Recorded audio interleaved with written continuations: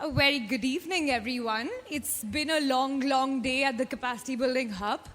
The opening day is always the most hectic one, but the most, I say, thrilling one, because you're on adrenaline the entire day. And with that, with the closing of the day, we've also reached the formal opening of the 4th Capacity Building Hub. My name is Radhi Datta, and I work for the UNU-EHS.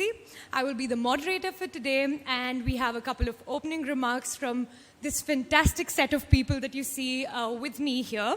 So first of all, we will hear from the hosts of the Capacity Building Hub. We'll hear from Roberta Iana and Rosabel Martinez. Roberta is the co-chair of the Paris Committee on Capacity Building, and Rosabel is the lead of Working Group 2. And then we will hear from my super boss, Daniele. He's the senior director at the UNFCCC. So without any further ado, first let's go ahead and give the mic to Roberta to officially open the 4th Capacity Building Hub.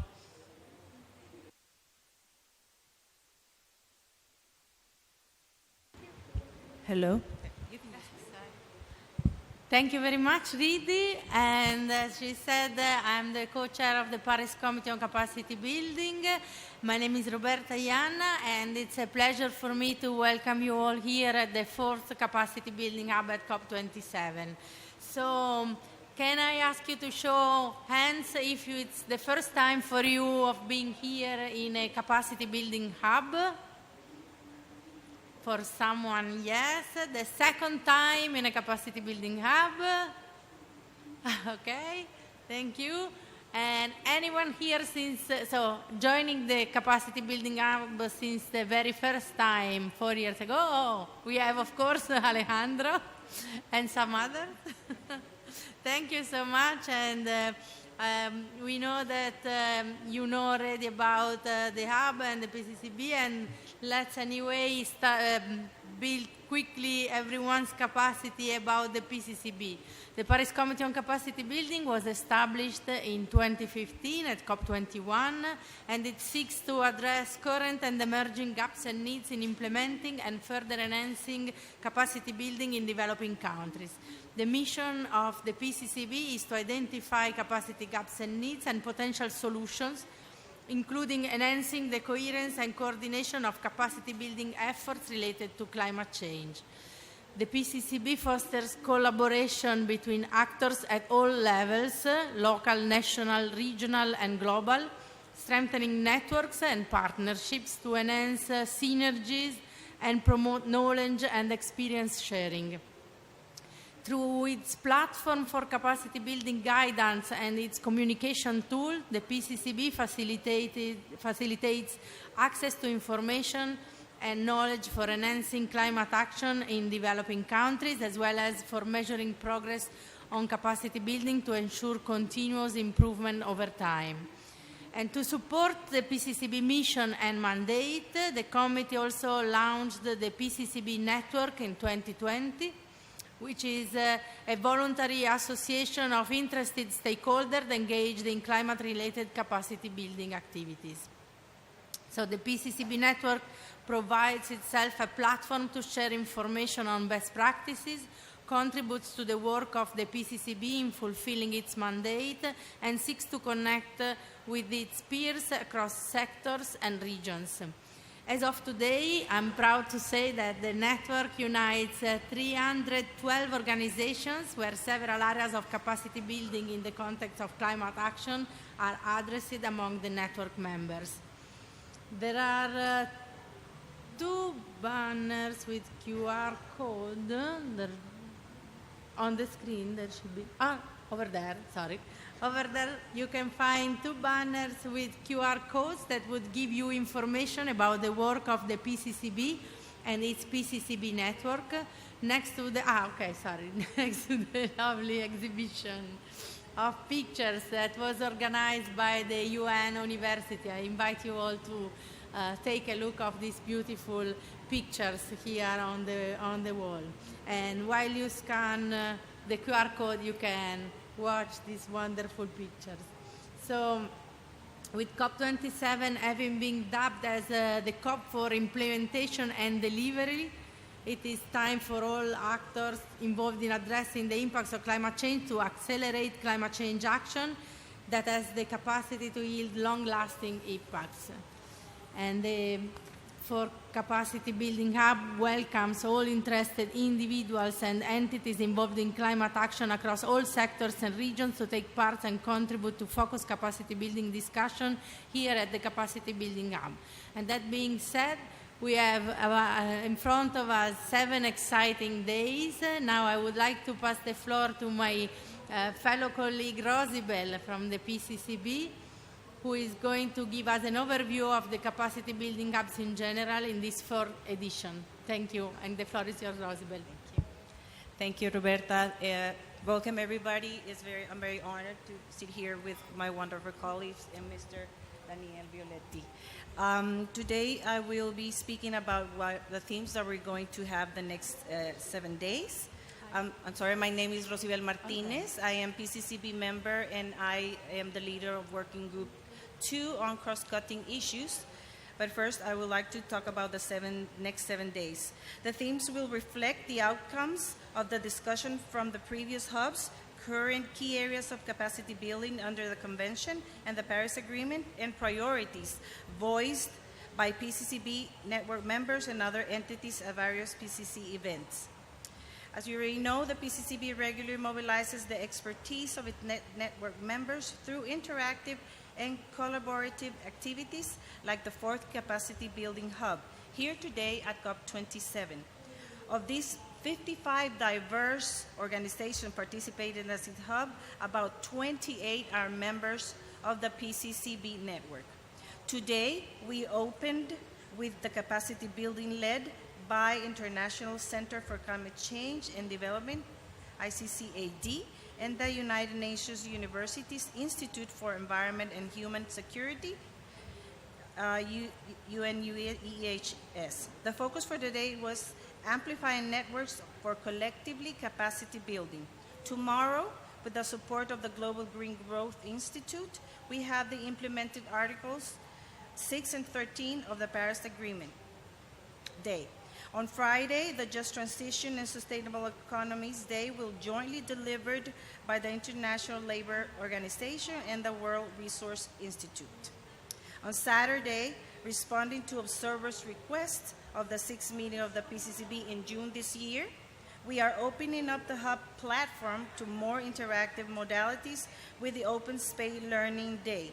Our lead partner for that day, Mediators Beyond Borders International, have been guiding us.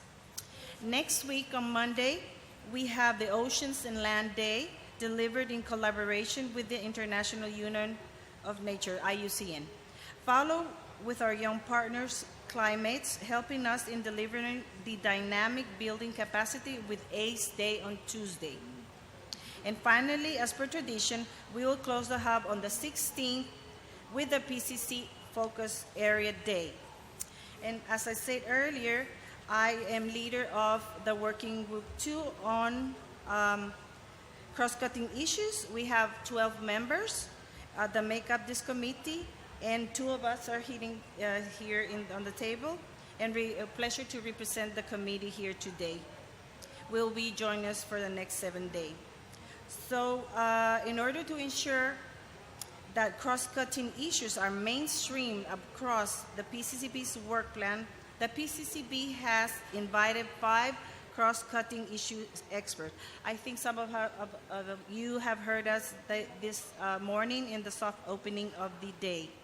Our gender expert, Agnes Mirambe, is the Executive Director of Action for Rural Women's Empowerment in Uganda, a member organization of Women's Engage for a Common Future. Our youth expert, Maria Cecilia Coaglino, is ECO's Regional Liaison for Latin America and the Caribbean and supports the Global Youth Development Institute. Our human rights expert is Benjamin Schachter, Associate Human Rights Officer at the Office of the United Nations High Commissioner for the Human Rights. Our Indigenous People Note expert, Rita Spadafora, leads the Indigenous Peoples Alliance for Right and Development Program of the Forest Stewardship Council Indigenous Foundation. And last but not least, our Action for Climate Empowerment expert, Ms. Deb Morrison, is a learning designer and advisor for clean environment. We welcome that you're here, Deb. So our 5 experts have joined us, the working group 2, on an activity basis with guidance to our steering committee for this 4th capacity building hub. On behalf of the PCCB, we would like to thank our fantastic experts for all their guidance on the integration of cost-cutting issues across the topics and modalities in this 4th capacity building hub. As mentioned, the hub is a space for representation and collaboration. Inclusivity and meaningful representation form the backbone of our approach. Therefore, this year, with the help of cross-cutting issue experts and support of the organizers, ACE and Youth Voices will be mainstreamed through their dedicated thematic day on building capacities with ACE Day on the 15th, as well as other thematic days, with 22 events for ACE and 16 for youth. Gender will be mainstreamed at 23 events. Indigenous people's knowledge will be mainstreamed at 7 events. And although only 2 events made explicit reference to mainstreaming human rights due to the interlinked nature of human rights, there are implicitly in the other cross-cutting issues, which doesn't underestimate the importance of being explicit in evoking the human rights obligation in the context of climate change. Again, on behalf of the PCCB, I would like to thank the experts for supporting us throughout the preparatory phase of the hub and guiding lead partners and organizers in meaningful mainstreaming cross-cutting issues and representing vulnerable groups across the events. Building on the success experience of the previous years, the 4th Capacity Building Hub will continue to be a space for experiences and ideas to enable more ambitious climate action, especially in this era of implementation. Thank you very much for being here. Thank you so much to both our PCCB members. And now we'll hear from Daniele, the Senior Director at UNFCCC, for some opening remarks. Over to you, Daniele. Thank you. First of all, thanks to the PCCB co-chair Roberta and Rosibel for not only your engagement personally in this, but in the work of the PCCB and the progress that the PCCB has done so far. Well, of course, it's a great pleasure and an honor to welcome you all to the 4th Capacity Building Hub. Indeed, I also was in a few of the previous occasions, probably all of them, I need to check. But what is clear is that the program that you read out, the intensity of the events, the variety of topics to be discussed, just demonstrates on one side the needs that are there in terms of for more information sharing, more opportunities to exchange, but also the capacity of the PCCB to attract this number of organizations, 55 I understand, and to deliver over 48 sessions in 7 days. So it's a lot happening, and I think this has to be definitely referred to the PCCB intense activity, as well as the capacity building subdivision that Alejandro is leading. The enthusiasm of the team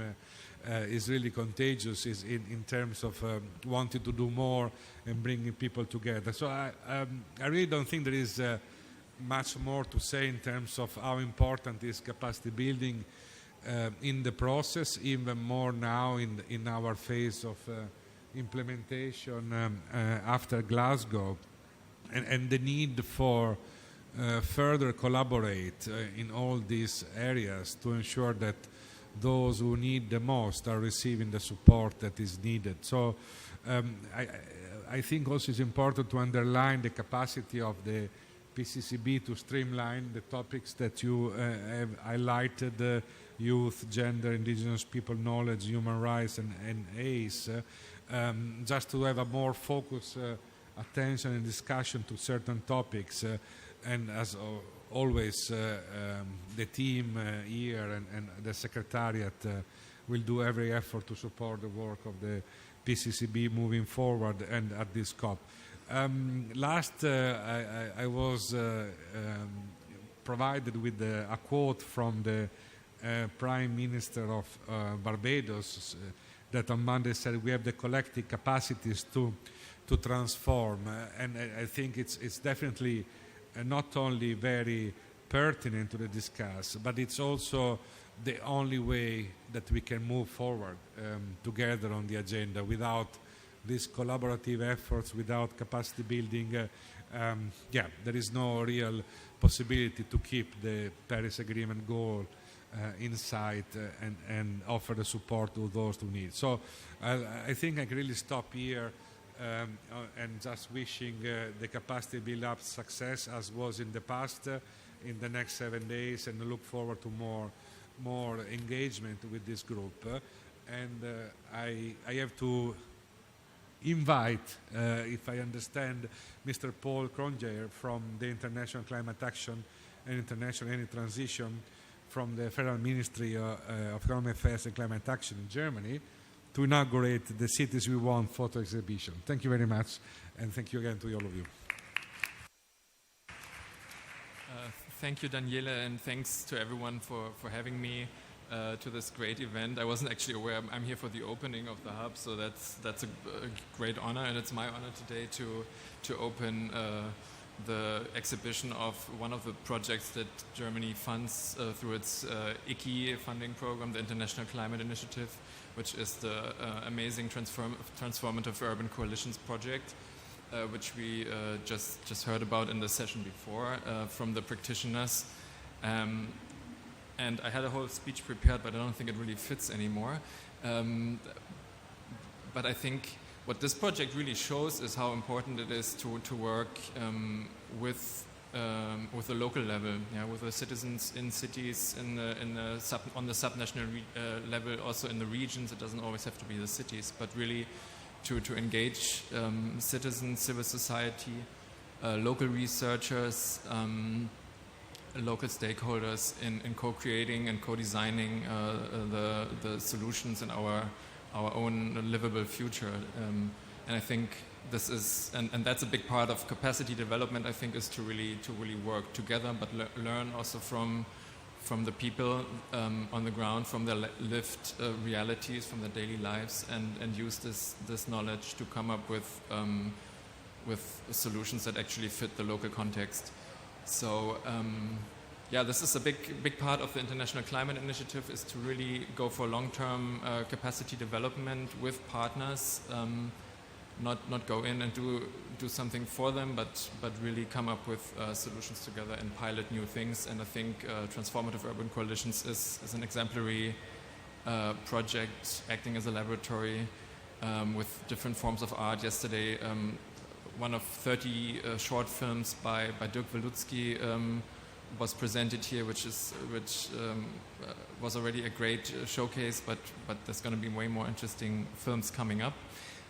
So now today I'm here to launch, to open the photo exhibition, which is over there, and I invite everyone to have a look and see how pictures really capture the lived reality of people around the world and how they shape their daily lives, and at the same time are resilient, fight climate change, but also create social and economic co-benefits for themselves. So I think I'll keep it at that. Thank you so much. Enjoy the photographs and the panel that's coming up, I think, after me. So thank you so much. And that's correct. We have a panel right after this, but very quickly we'll take a family photo and then move on to the next panel.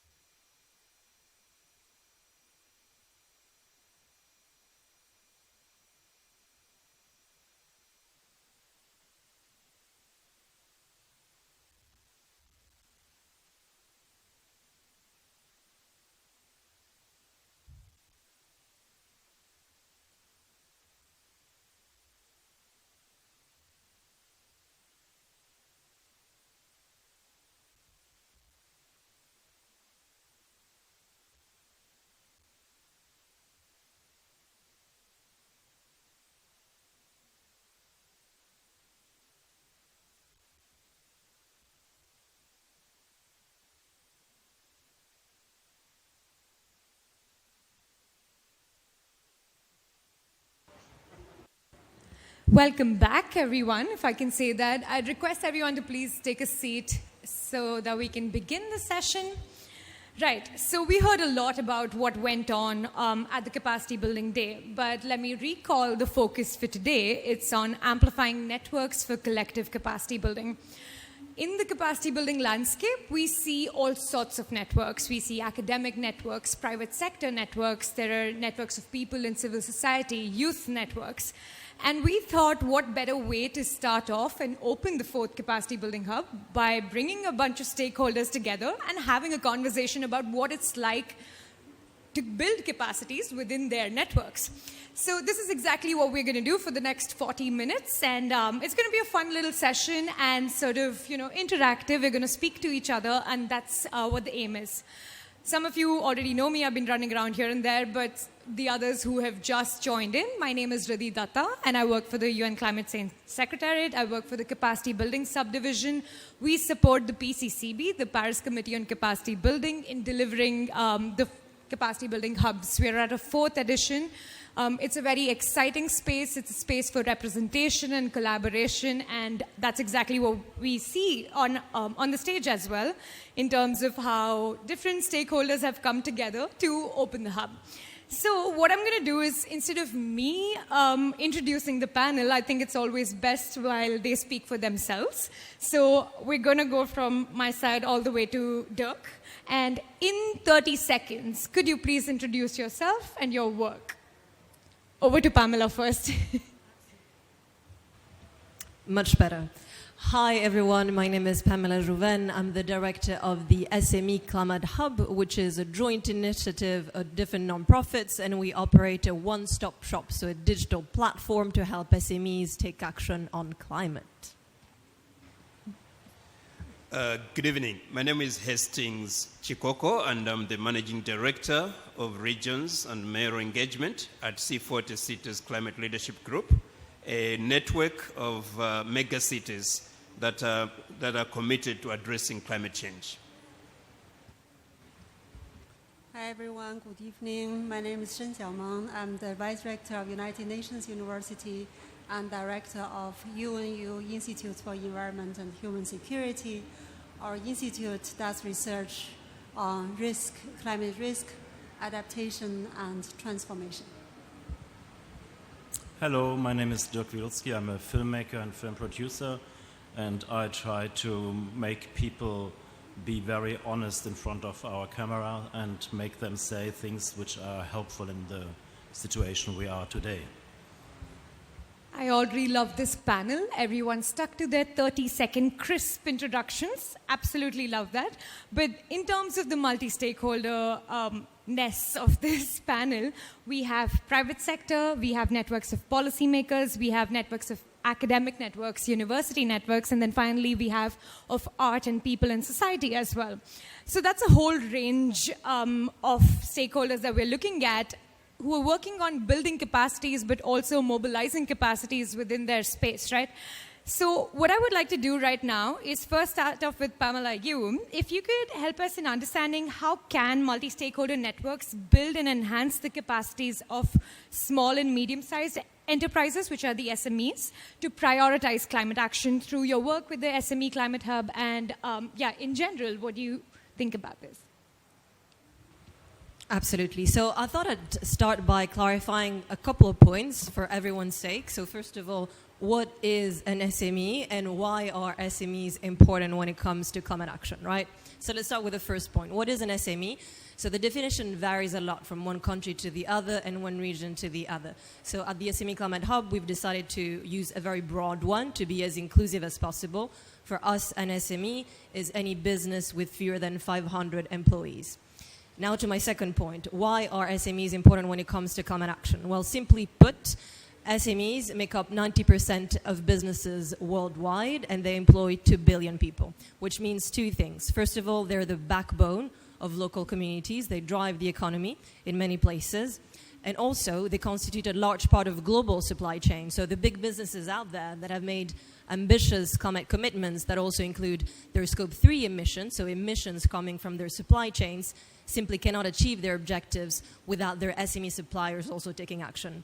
And finally, SMEs are very vulnerable when it comes to climate change because they're stretched, they're small, so they're very vulnerable to extreme weather events. And on top of that, they're also having to face a really, really tough economic backdrop at the moment. Inflation, the energy crisis, the disruption of supply chains. So that brings us to capacity building, because we absolutely need these businesses to take action to be able to build resilience. They simply cannot be left behind. Now, what do SMEs need to take action on climate? We run annual surveys for our own community to really understand where the barriers and opportunities lie for our SMEs. And we were able to identify 3 main barriers for them. The first barrier is education. Without the shadow of a doubt, about 63% of our SMEs say that they don't feel they have the right skills, the right knowledge to take action on climate. But on top of that, we also know that capacity is a real problem, because obviously they're small. They cannot dedicate staff to these issues. They have very limited time as well. And the third barrier is incentives. So for SMEs to take action, because again, it's very hard for them to add another project to the list, they need to understand that there's going to be a positive impact on their bottom line, because otherwise they will just focus on surviving.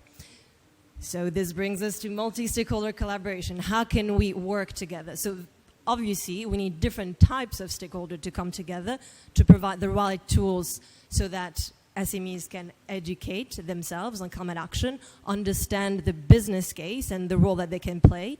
But we also need to make sure that we address that second barrier, which is the lack of capacity. So we need to make it as easy as possible for them to use these tools.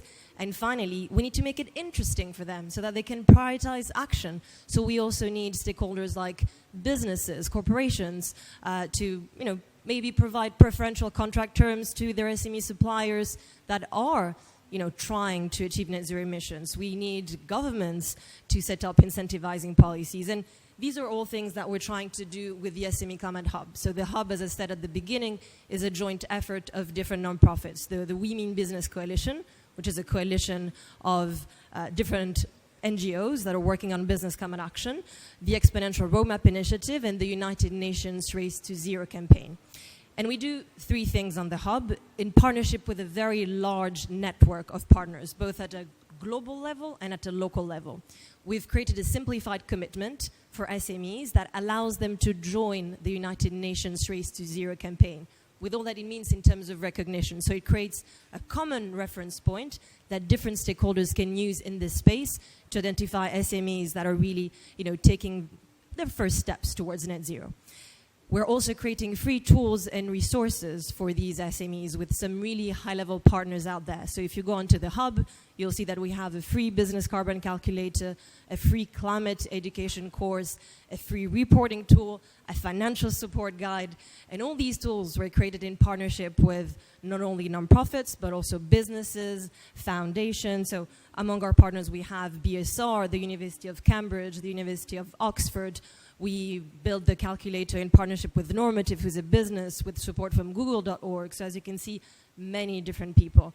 And finally, we're also working with other stakeholders to create those incentives that I was mentioning before. So we're working with corporates to make sure that they can not only promote our tools, but also keep engaging their small business suppliers and maybe provide them with those preferential contract terms or other incentives.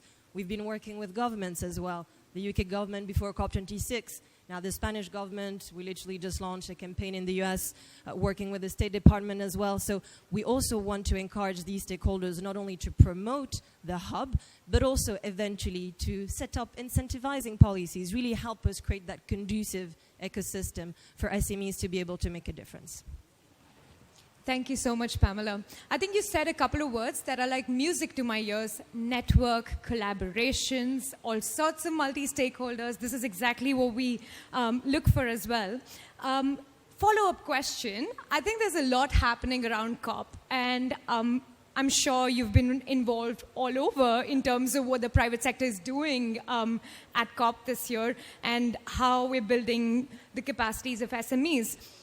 If you could, in 2 minutes, I know that's not possible, but if you could sort of wrap up on what's gone on so far over the last 4 days, just a quick reaction of like what are some cool things happening and what are things that we should look forward to for the rest of the COP. So when it comes to SMEs, I think that the one thing that is happening really, and there have been a number of panels focused on this specific topic, is related to Scope 3 emissions. So we all know about regulations that are coming into force, but also voluntary disclosures by businesses. So large businesses are increasingly interested, and they're increasingly forced in a way to look at their Scope 3 emissions, so emissions coming from their supply chains. Now, until now, their efforts have been focused on their biggest suppliers, right? So they're tier 1 suppliers, the ones that have the biggest carbon footprint. But increasingly, there's a recognition that you also need to bring the smaller players on board, so the long tail of suppliers.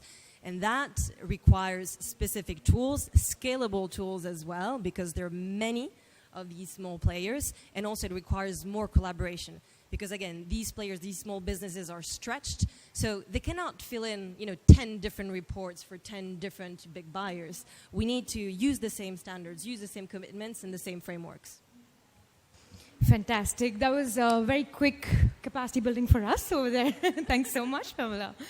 So I think one of the things that Pamela mentioned was keeping things interesting. And speaking of that, I would like to go onto the extreme other side of the panel to Dirk, who is an Academy Award filmmaker.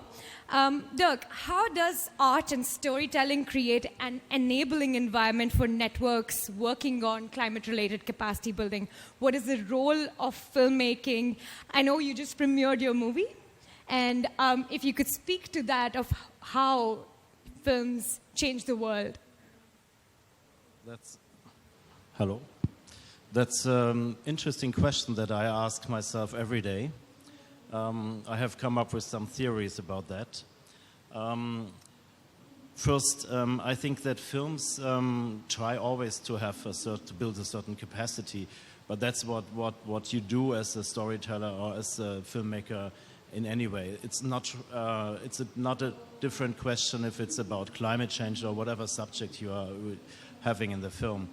What we try to do, in our films now that we are producing here for the Transformative Urban Coalition, is what we usually do as filmmakers. We try to be as honest as possible, and we try to find a way to touch people, the audience, to make them feel something particular, something. Is the microphone okay? It's like an echo here. To make the audience, to touch them and to make them act after they have maybe understood something that they did not see that way before. How do we do that? There's every filmmaker has his own way to doing this. We, in these films that we are doing here for Transformative Urban Coalitions, we think that we have this particular situation that we have to make films which work on the ground in Latin America, where our urban labs are, and we want them as well to work in the global sphere as well. So we have to be very simple and very direct. And what we want to do is just simply to find scientists and activists who are able to be very honest.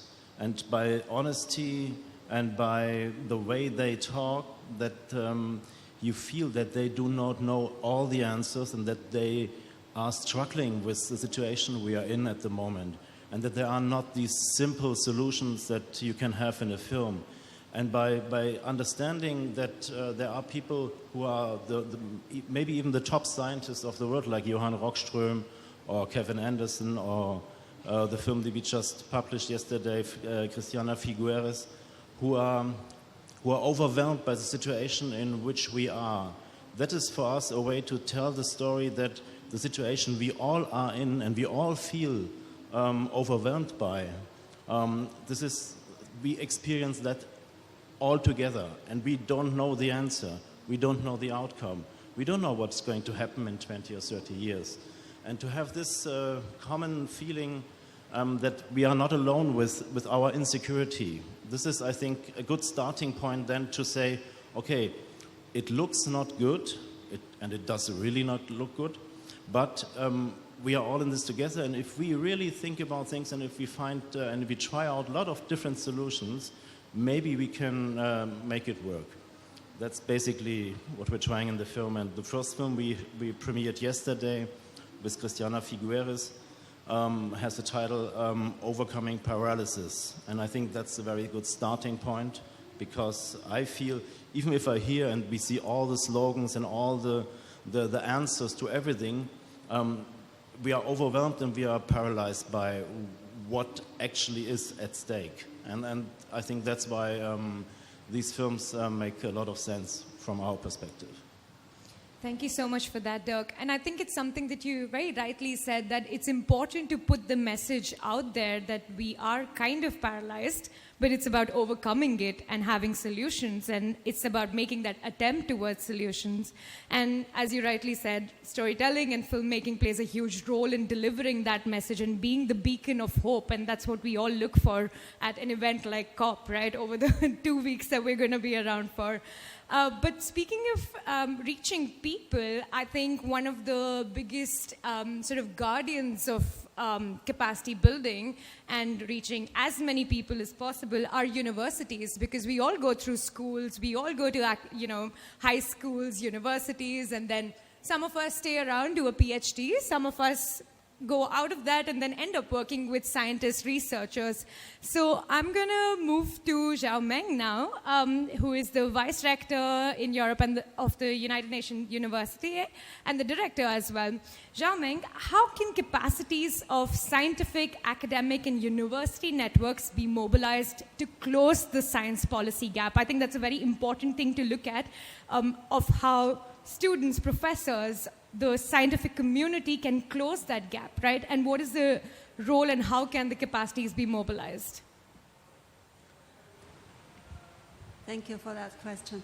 I think we not only network within the academic world, I think our network goes much beyond that.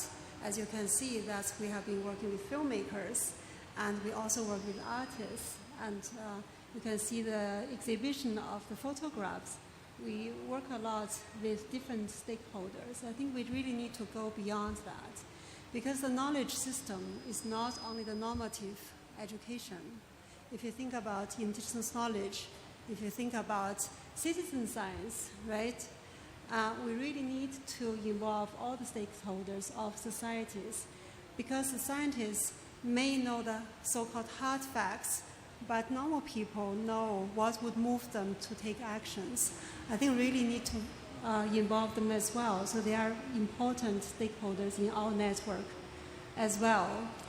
And one thing people don't talk a lot about working together is usually people say we create a win-win situation. Yes, if we work together, we can learn from each other, we can complement each other's expertise and borrow each other's knowledge, and then we create a win-win situation. But sometimes it's not necessarily a win-win situation for the short run, but it is a win-win situation for the long run. Because in the end, we all try to make humanity not only survive, but also thrive, really flourish. So we really need to look at it from the bigger perspective, not from this one small corporation we have to win-win. It's not like that. So in my network of universities, I do have a lot of partners from whom I can ask for help. I can say, okay, look, I'm facing a challenge. Like, for instance, recently, we needed to provide our donors letter for research ethical examination. We don't have that kind of ethical committee in our institute or at UNU. So we asked local partners, they could help us. There's no win for them in such a concrete case, but they did help us. And I think globally, we really need more solidarity, more collaboration, instead of just focusing on the win-win. I think that's really important for creating a solid, really stable and strong network, because you are really looking at the bigger cause, not only the small corporation. So that maybe not answering exactly your question, but that's something important to my heart. I just want to get rid of it, get it out of my chest. Well, the Capacity Building Hub is a perfect space to get things off our chest, especially when it comes to building capacities and long-term capacities, like you said, of academic networks.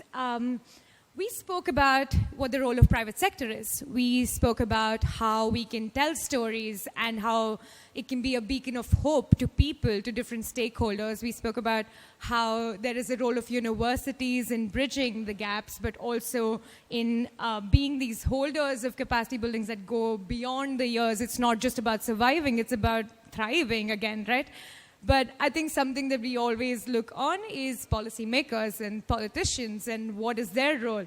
And not to put you on the spot, Hastings, over here, but I think C40 Cities does fantastic work in terms of creating these networks for mayors to sort of, be accountable, but also have the exchange of their own capacity building.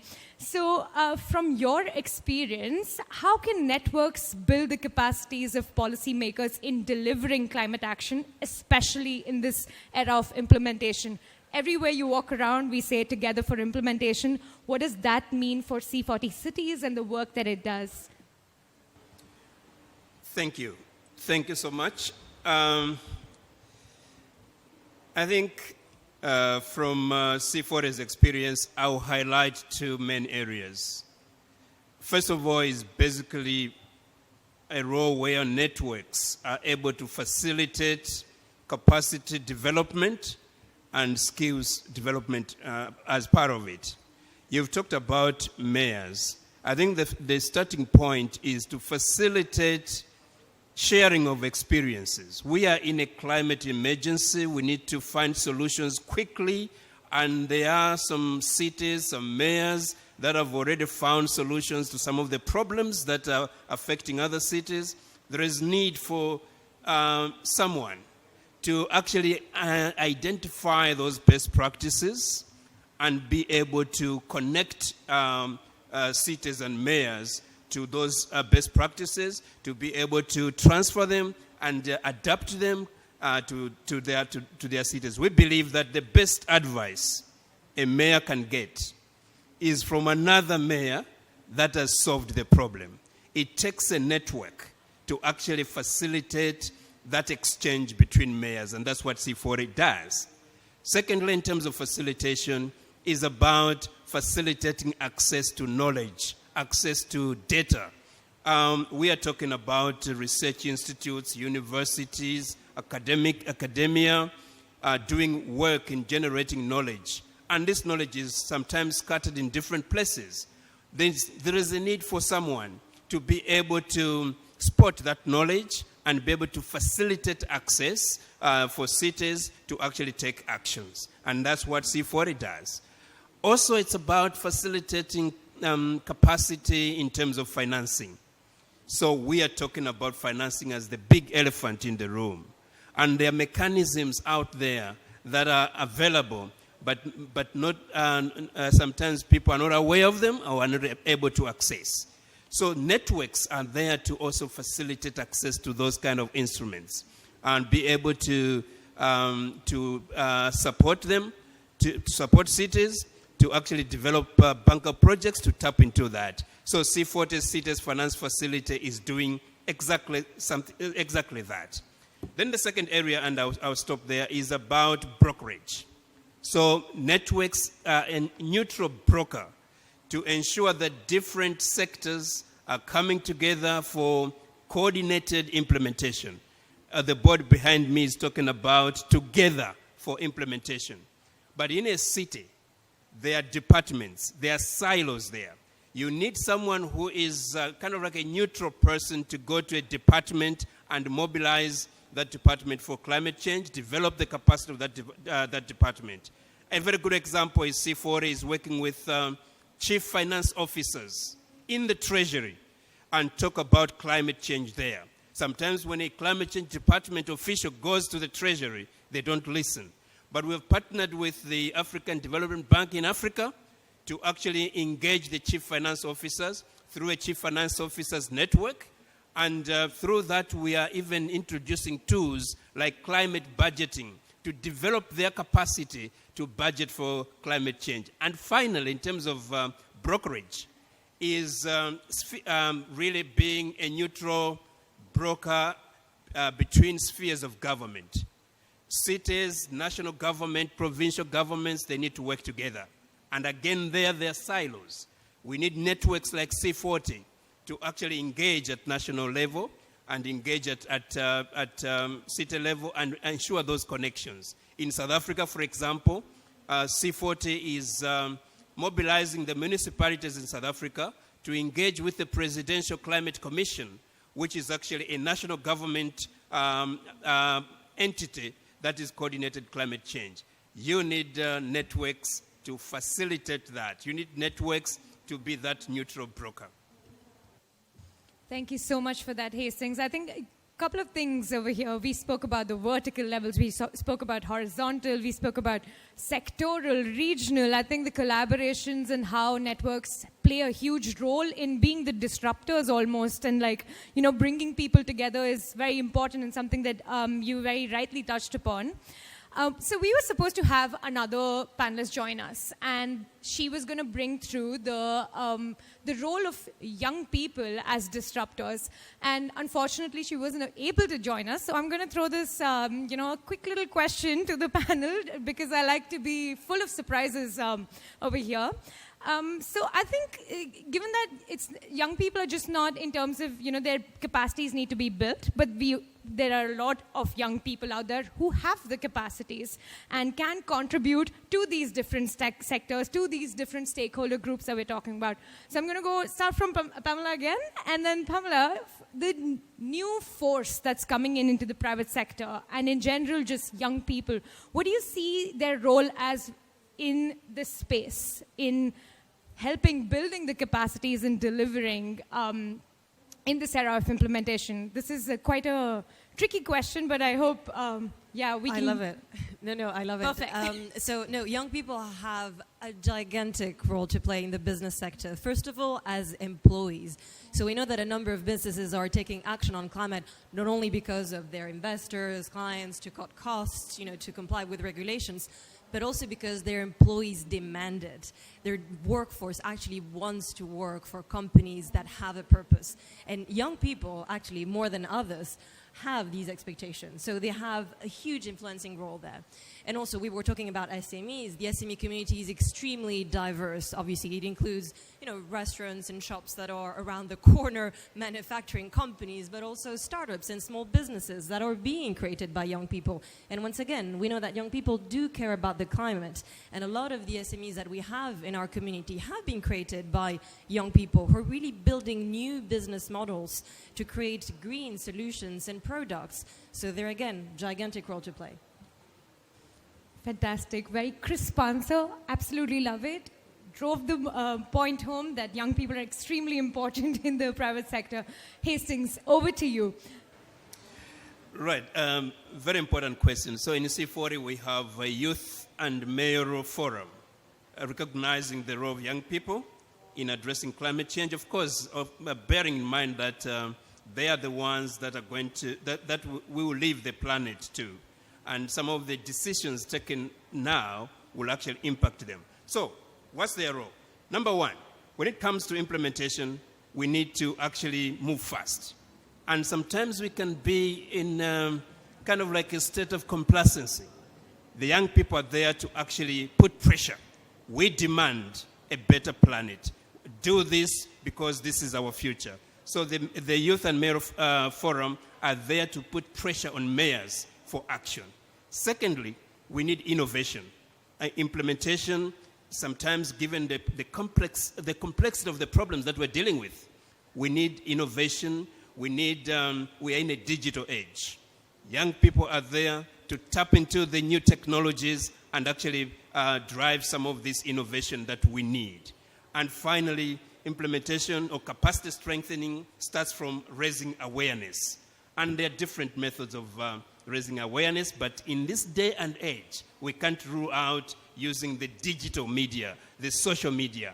And young people are there doing amazing stuff, getting the information out through innovative platforms and getting people, general public, aware of what needs to be done. So those are some of the things that I feel we need the youth and the young people for. Thank you so much for that, Hastings. Xiaomeng, we know that the youth of today is in universities as well, so it's a very easy link to make over there, right? But you spoke about the need to have the long-term capacities, right? And what is the specific role of young people in that sphere? As you said, universities by design has to do with a lot of young people. And not even our students are young. Our staff members are also quite young. Our institute has about 130 staff members, including some of the older ones like myself. But the average age of our institute is 35 years old, so are all quite young. Again, I want to point out something which is not often talked about. In Germany, there is a saying, if you are young, you are not left, you do not have a heart. If you are 40, you're older, you are still left, you do not have reason. I do not agree with that. So not only young people can contribute with fresh ideas, and they are capable of challenging the current paradigm and question what exists, not accept them. But older people can be inspired by them and all stay young and still challenge. You know, I refuse to become the person who only has reason but has no heart. I love that. The marriage of reason and heart. I think that's the way to go about it. Dirk, over to you. I think with youth activists, we've seen them use their platform, make the films, drive storytelling. That's rather obvious. But how do we coordinate all of this effort? Because, like you said, it's very easy to get overwhelmed with everything that's happening, and it's very easy to feel paralyzed by these things. But how do young people be a part of that narrative of being the beacon of hope, and especially when we're all very angry and we all want action now? Well, I think it is not up to me to tell young people what to do, because the situation we're in is our responsibility and it's our solution. We have to solve it. And we have to give them the space to let them develop their capacities as youth must, without any constraints and without really telling them what to do. They have to have the freedom. We have to console them. If we would act as real adults, we would say, okay, we have this under control, we will do our best, and you help where you can, where you see your position and where you see your capacity that you want to develop. And I think it would be totally wrong to put all the solutions and the hope on the shoulders of the young people today. It's our thing. We have to do it, and we have to get ready now to take over the responsibility and give them the space they need to develop as young people. That would be my wish, that we would do that. Absolutely love that. It's not talking at young people, it's talking with and figuring out together with young people on solutions and how to move forward.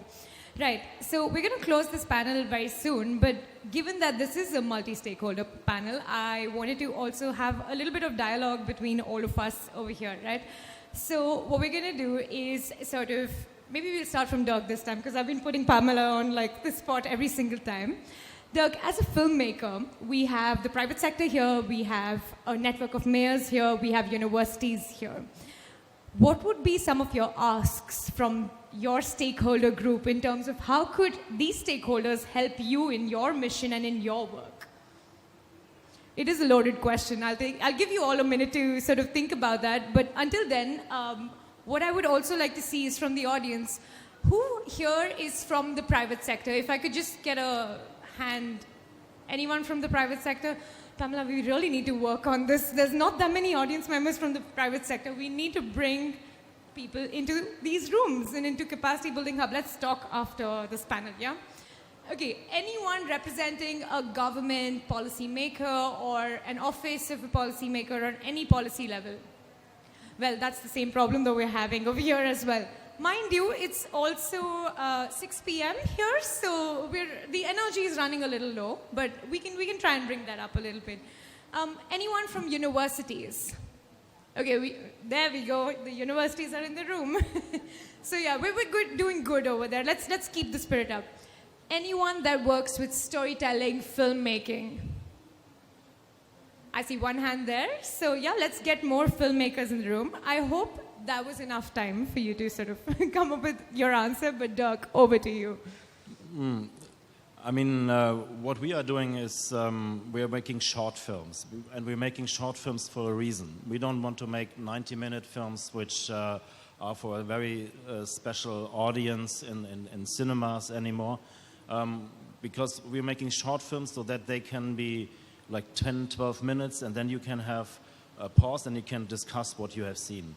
And in all these networks, in universities, in cities, and in business, I would wish that there would be moments where people watch these films together and they start to discuss about these things. Because what the films actually want to do is to give us a better understanding of our situation, and that means that I think we have lost a little bit the idea to think about what we are doing here as a species. And to have discussions like that, to really be conscious about what we are doing in the next 10 years and how we all can do whatever we can in the next 10 years to help to stay under 1.5 degrees is useful. And to have in cities and in business circles, to have discussions about these things, about what is that what we want to do, what kind of a humanity, what kind of a species do we want to be. I think that is something that is often not in the discussion anymore, and that is, I think, the question that we have to answer. And everywhere we have these 10, 12 minutes films, and that's made for having, like, watch a film, discuss it, see another film maybe, and discuss it again, so that we can all become more and more human and act together.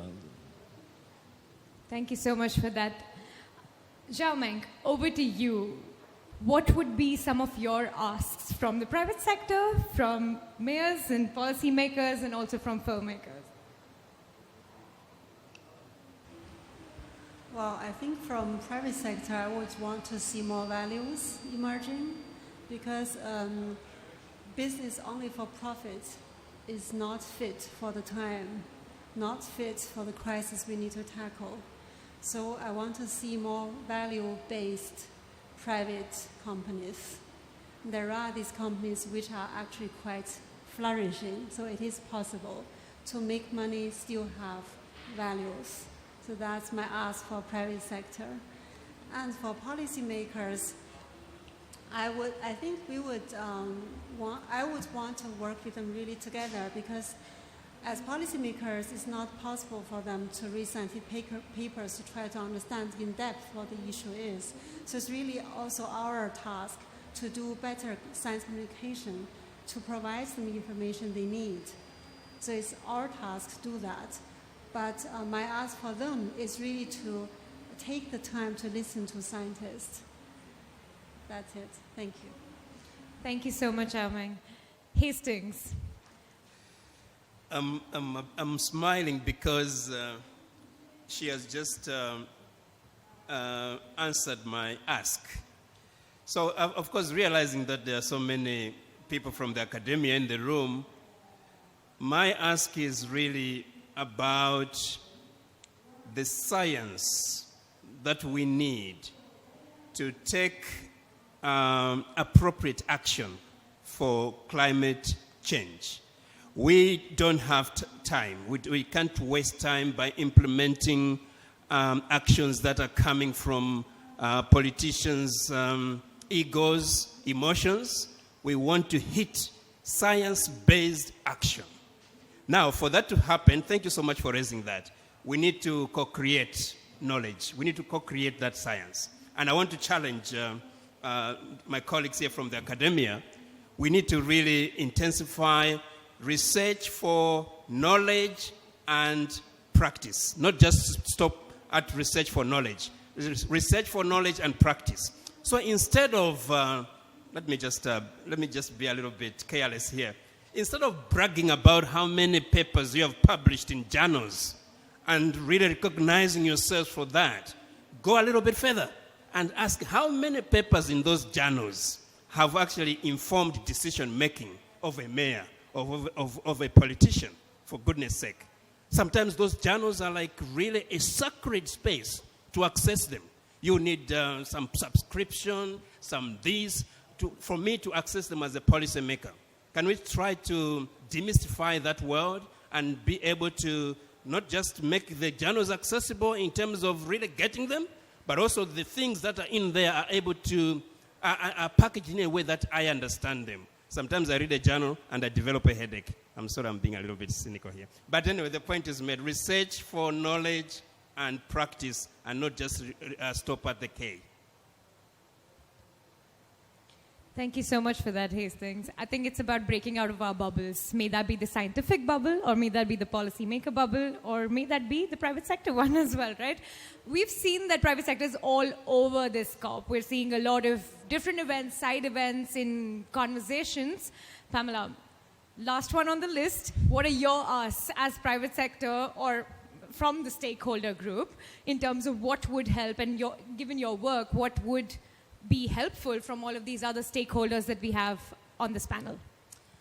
I have many asks, so I'm going to start at the end of the table. So first of all, we already work with, in a way, storytellers. I think there's enormous value in that, because filmmakers, other types of artists can, first of all, really help break down some really complex issues for audiences that are less familiar with climate action and what it means.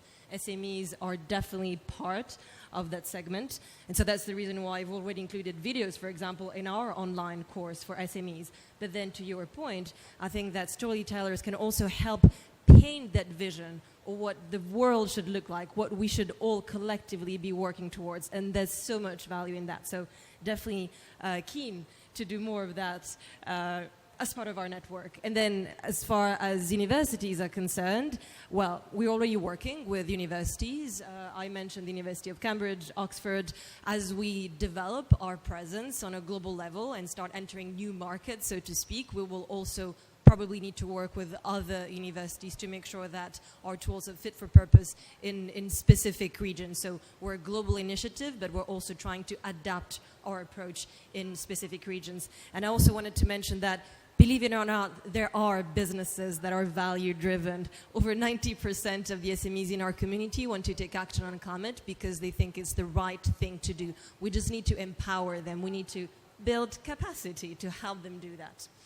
And then cities, so much to say on cities. I used to work at C40 Cities.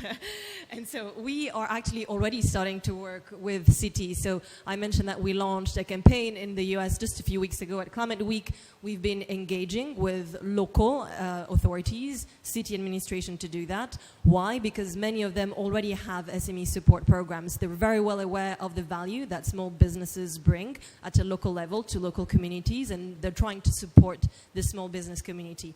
And so we can empower these actors with the tools that we've created, with the resources that we're providing. And in turn, they can also help us promote, the commitment and make sure that we create that conducive ecosystem for small businesses to take action.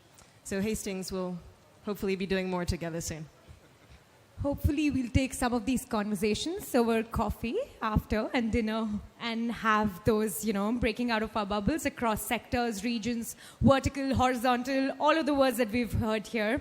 So with this, we've come to sort of an end to this wonderful panel. I actually don't want to go. I want to ask you more questions. So this final question, in 1 minute, closing remarks. What has been your experience over here and in just having this conversation, and what do you look forward to? Let's go with Pamela. One last time, let me put her on spot. Pamela, over to you. Thank you. I truly love being part of this panel because it's so diverse. So, usually when it comes to business climate action, we all tend to work with big corporates, other stakeholders in this space. And I think there's a lot of value in having people from very different backgrounds coming at this from very different perspectives have this type of conversation. And the last question that you answered about the asks that we would all have for each other, I think is a reflection of how much we could collaborate. Thank you so much, Pamela. Hastings, over to you. The UN Secretary General talked about the need for a new form of internationalism or multilateralism that opens the space. So I'm so delighted to see here that the mayors are here, they are participating, their voices are being heard in different platforms. I think we need to open the space of multilateralism beyond government and recognize the presence of cities, business, civil society, because this problem that we have requires collective multi-stakeholder implementation. Okay. For me, it's really I think everyone has, I think Dirk mentioned honesty and sincerity. I think for collaboration, that's the key. We have to be honest with each other and sincere. That's the first thing, which is important for me in terms of collaboration. The second thing is we should never lose sight of the big picture. Why we are here? Why do we want to work together? It's not for short-term win. It's really for our own survival and flourishment. I would like to close with the remark that despite my deep pessimism and my deep concern about the situation we are in, our series of short films that we're working on is called A True Paradise. And that is very simply because everything that we need to do now to limit global warming to 1.5 degrees is basically the same that we would have to do if we would like to create a true paradise. We have to be more just, we have to be more healthy, we have to have more healthy environments, we have to have a healthy economy. We have to do everything that is just what we would love to do, at least 90% of the people. And I think that we should never lose the sight that what we need to do so urgently is really good for like 90% of the people. There's only a minority who has to change their lifestyle considerably. But the rest of the world is going to be much better off if we make what we have to do. Fantastic. And with that, we come to an end of this wonderful panel. It's 6:20. It's day 4 of COP, day 1 of the Capacity Building Hub. These people right here deserve a huge round of applause for just being here. So could we please have a huge round of applause for their effort, for their time, for their knowledge and everything that we've heard so far. But also a huge round of applause for everyone that's in this room because we're staying strong at like 6:30, right? With that, I'd like to close the opening of the 4th Capacity Building Hub. It's been a fantastic day. Tomorrow we start off with the implementing Article 6 and 13 day of the Paris Agreement.